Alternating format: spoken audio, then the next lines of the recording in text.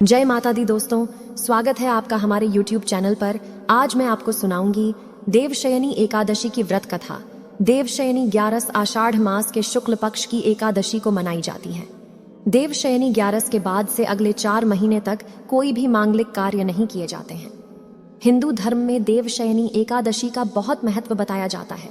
माना जाता है कि इस दिन से भगवान विष्णु योग निद्रा में चले जाते हैं। आज मैं आपको देवशयनी एकादशी व्रत कथा सुनाने जा रही हूँ, तो आइए सुनते हैं। देवशयनी एकादशी व्रत कथा।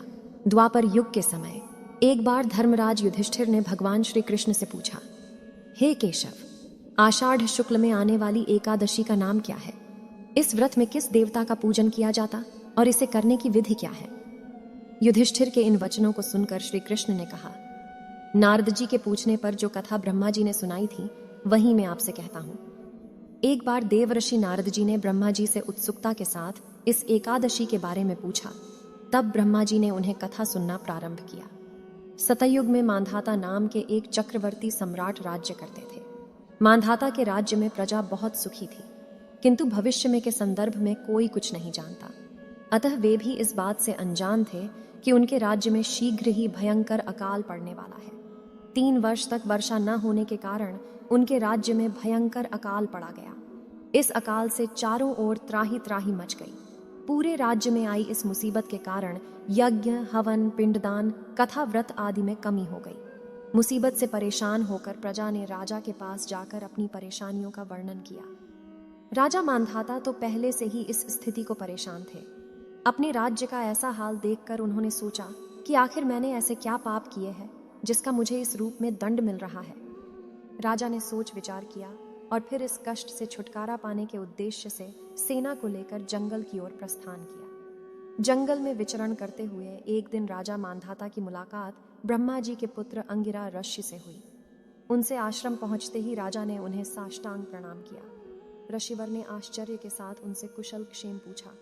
इसके पश्चात ऋषि अंगिरा ने राजा से जंगल में विचरने और उनके आश्रम में आने का प्रयोजन जानना चाहा। तब राजा ने हाथ जोड़कर कहा, महात्मन, सभी प्रकार से धर्म का पालन करते हुए भी मैं अपने राज्य की दुर्दशा होते हुए देख रहा हूँ। आखिर यह सब क्यों हो रहा है? कृपया इसका कोई समाधान करें। राजा के इन वचनों को सुनकर महर्षि अंगिरा ने कहा, हे राजन, यह सतयुग सब युगों से उत्तम है। इसमें छोटे से पाप का भी बड़ा भयंकर दंड मिलता है। इस युग में धर्म सभी ओर व्याप्त है। ब्राह्मण के अतिरिक्त किसी भी अन्य जाति के लोगों को तप करने का अधिकार नहीं है। लेकिन आपके राज्य में एक शूद्र तपस्या कर रहा, और यही कारण है कि आपके राज्य में इतने सालों से वर्षा नहीं हो रही है। जब तक वह काल को प्राप्त नहीं होगा तब तक यह दुर्भिक्ष शांत नहीं होगा। दुर्भिक्ष की शांति उसे मारने से ही संभव है। राजा ने मुनिवर की बातों का ध्यान से सुना, किंतु उनका हृदय एक नरपराध शूद्र तपस्वी का मारने के लिए तैयार नहीं हुआ। उन्होंने कहा, हे देव, मैं उस निरपराध को मार दूं, यह बात मेरा मन स्वीकार नहीं कर रहा है। कृपा करके आप कोई और उपाय बताएं।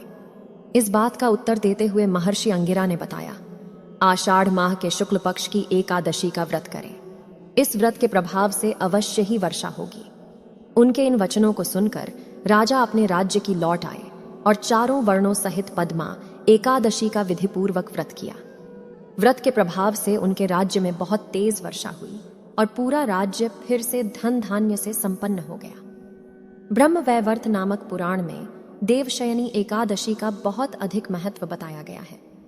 माना जाता है इस व्रत को पूरी श्रद्धा से इस व्रत को रखता है, उसकी सभी मनोकामनाएं पूरी होती हैं।